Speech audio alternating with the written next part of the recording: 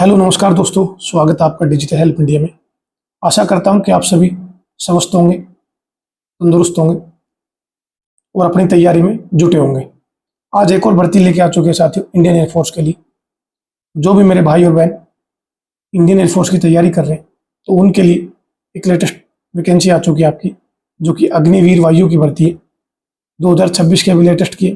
12th पास candidates apply कर सकते हैं। क्या सैलरी रहने वाली है, कितने पद आपके, सिलेक्शन प्रक्रिया क्या है,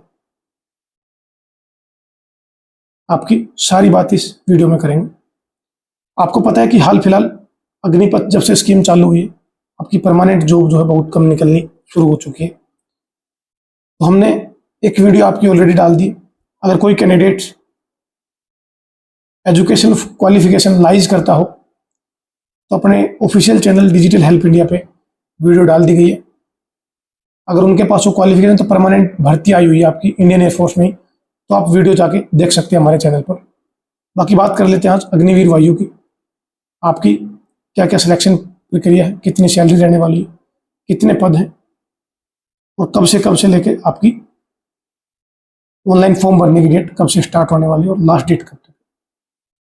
एक रिक्वेस्ट करना चाहूँगा, जो भी साथी हमारे चैनल पर नया आया है, चैनल को सब्सक्राइब कर ले और वीडियो को लाइक कर ले और अपने दोस्तों के साथ शेयर करें, ताकि आने वाली गवर्नमेंट जॉब से संबंधित छोटी से छोटी और बड़ी से बड़ी अपडेट आपको इस चैनल के माध्यम से मिलती रहे। चलो चलते हैं ऑफिशियल नोटिफिकेशन की तरफ। इंडियन एयरफोर्स अग्निवीर वायु, आप देख पा रहे होंगे दोस्तों, ऑफिशियल नोटिफिकेशन है, भारतीय वायुसेना इंडियन एयरफोर्स। मैं इसको जूम करके दिखाऊं आपको। अग्निवीर वायु इनटेक 2/2027। फॉर्म जो स्टार्टिंग आपका रजिस्ट्रेशन फॉर्म 6 जुलाई से लेकर 26 जुलाई तक आपका स्टार्ट रहेगा।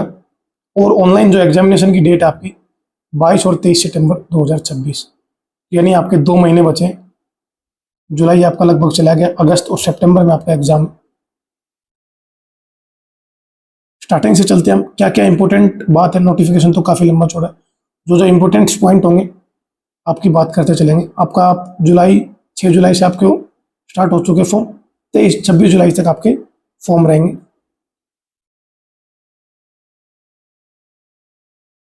रजिस्ट्रेशन के लिए कोई एक्सटेंशन नहीं दिया जाएगा आपके लिए, क्लियरली मेंशन कर दिया गया है। एलिजिबिलिटी क्राइटेरिया क्या रहने वाला आपका, डेट ऑफ बर्थ ब्लॉक, जो आपकी डेट ऑफ बर्थ ब्लॉक करी गई है वो 1 जुलाई 2005 से लेकर 1 जनवरी 2010 तक आपका इस बीच में आपकी डेट ऑफ बर्थ होनी चाहिए। In case of candidate clear all stage selection process, upper age limit age on date of enrolment should be 22 years. आपको 22 ईयर्स तक भी काउंट किया जाएगा अगर आप सभी स्टेज क्लियर कर लेते हैं तो। मैरिटल स्टेटस क्या आपका and pregnancy, only unmarried candidates male and female दोनों के लिए will be eligible for enrolment of Agniveer Vayu and they are under note to marry during the defined engagement period of 4 year. इस 4 ईयर में आपको engagement आप define नहीं कर सकते हो, शादी नहीं कर सकते इन 4 ईयर में। Keeping view of limited period engagement of Agniveer Vayu inclusive of training skills and development activities parcel. हम बात कर लेते हैं एजुकेशन क्वालिफिकेशन की दोस्तों। एजुकेशन क्वालिफिकेशन क्या मांगी गई है, साइंस सब्जेक्ट से आपकी मांगा गया candidate should be have pass intermediate equivalent examination with mathematics physics and English. आपके पास मैथमेटिक्स फिजिक्स और इंग्लिश होनी चाहिए from education board recognise by central state UT with minimum 50% marks aggregate होने चाहिए और 50% मार्क्स आपके इंग्लिश में होने चाहिए दोस्तों।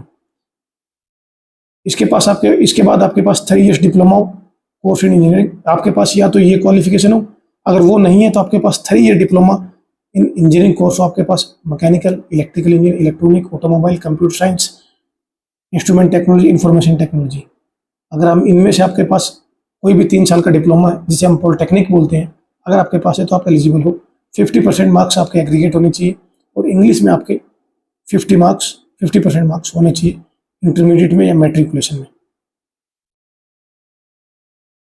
इंग्लिश जो आपका वो सब्जेक्ट नहीं है डिप्लोमा का, तो इसलिए आपको या तो इंटरमीडिएट में या आपका मैट्रिकुलेशन में इंग्लिश में 50% मार्क्स आपके होने चाहिए। अगर आपके पास वो भी क्वालिफिकेशन नहीं है तो 2 इयर्स का वोकेशनल कोर्स होना चाहिए आपके पास, जिसमें फिजिक्स और मैथमेटिक्स हो, किसी भी बोर्ड से, सेंट्रल स्टेट यूटी बोर्ड से हो। 50% एग्रीगेट मार्क्स होने चाहिए और 50% आपके इंग्लिश में मार्क्स होने चाहिए। अदर देन साइंस सब्जेक्ट, अगर आप अदर देन साइंस सब्जेक्ट, अगर आपके पास साइंस सब्जेक्ट नहीं है, इंटरमीडिएट होना चाहिए आपके पास सेंट्रल स्टेट यूटी से, 50% मार्क्स आपके इंग्लिश में और 50% मार्क्स आपके एग्रीगेट होने चाहिए। पास ऑफ 2 ईयर वोकेशनल कोर्स, अगर आपके पास 2 ईयर्स का वोकेशनल कोर्स है तो 50% का क्राइटेरिया आपका इसमें भी सेम रहने वाला है।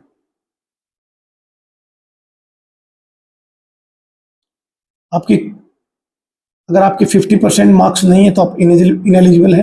अगर आपके 14.99 भी मार्क्स है तो वो आपको 14% ही काउंट किया जाएगा, 50% काउंट नहीं किया जाएगा, आप इनएलिजिबल माने जाओगे अगर आपके 14.99 मार्क्स ही बन रहे हैं।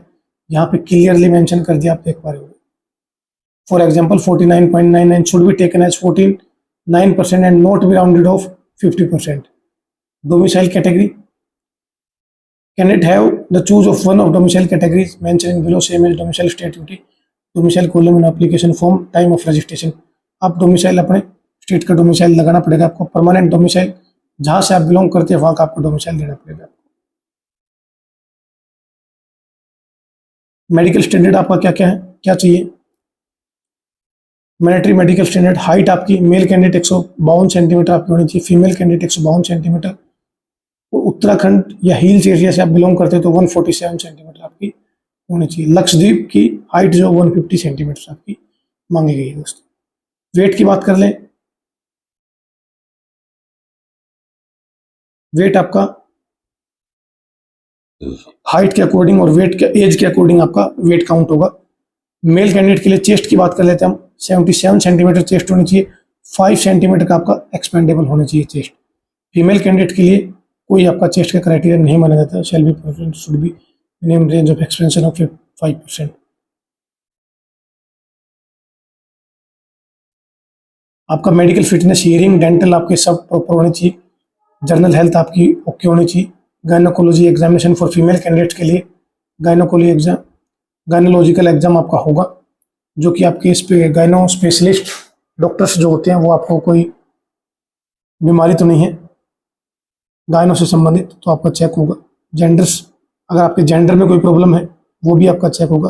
Pregnancy for female candidate, any candidate found disqualify the candidate, अगर प्रेगनेंसी आपकी पाई जाती है तो डिस्क्वालीफाई कर दिए जाओगे। विजिबिलिटी आपकी 6/12 ईच आई, करेक्टेबल 6/6 आई, अगर आप चश्मा लगा के अगर आप कर सकते हो 6/6 होना चाहिए। कलर विजन आपका CP2 होना चाहिए।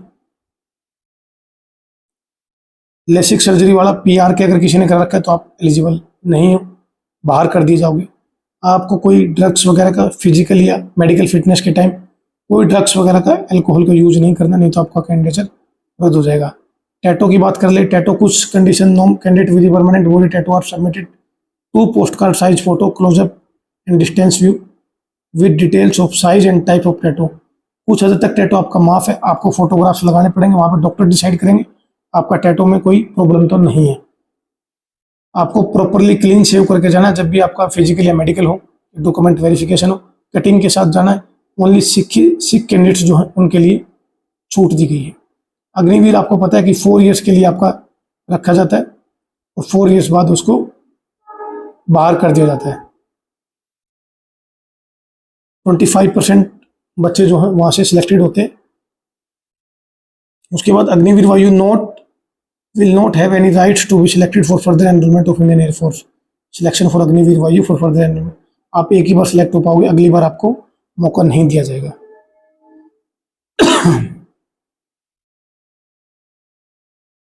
आपकी ट्रेनिंग पीरियड रहेगा एज पर इंडियन एयरफोर्स जो रिक्वायरमेंट है। लीव आपकी एनुअल जो 30 डेज पर ईयर आपकी लीव रहेगी।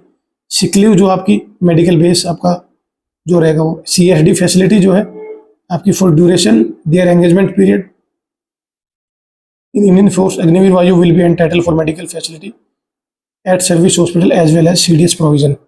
और जब तक जिस पीरियड में आप रहोगे अग्निवीर में तब तक आपका CSD फैसिलिटी और मेडिकल फैसिलिटी मिलती रहेगी आपको। पे एंड अलाउंसेस की बात कर ले, आपकी 30,000 रुपये पर मंथ आपका फिक्स रहेगा। स्टार्टिंग जो आपका फर्स्ट ईयर में 30,000 रुपये पर मंथ, फिर उसमें से डिडक्शन होगा। तो बात कर लेते फर्स्ट ईयर में 30,000, उसके बाद 33,000, उसके बाद 36,500, फिर 40,000 रुपये। इसमें से आपको जो इन हैंड मिलेगी 70% आपको इन हैंड मिलेगी, ये आप देख सकते हो, 21,000, 23,000, 100, 25,000, 500, 28,000, 9,000 रुपये आपका कटता रहेगा, फिर 9900 रुपये कटेगा, फिर 10,500, टोटल मिला के 5,02,000 रुपये आपका यहाँ कट जाएगा, जमा हो जाएगा। 5,02,000 आपका यहाँ पे जमा हो जाएगा। टोटल आपका जब आप 4 साल बाद आप जाओगे तो आपको